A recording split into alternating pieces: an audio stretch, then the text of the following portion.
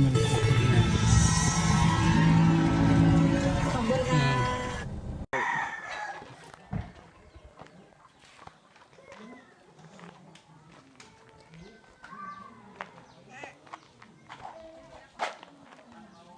ตัวเมืองมันไวเก่า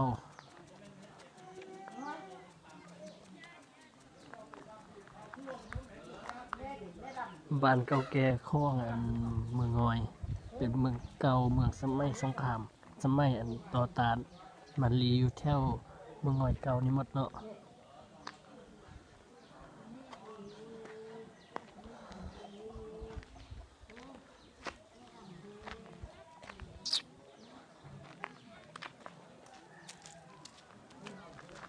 เป็นบ้านที่อ้อมด้วยภูผ้า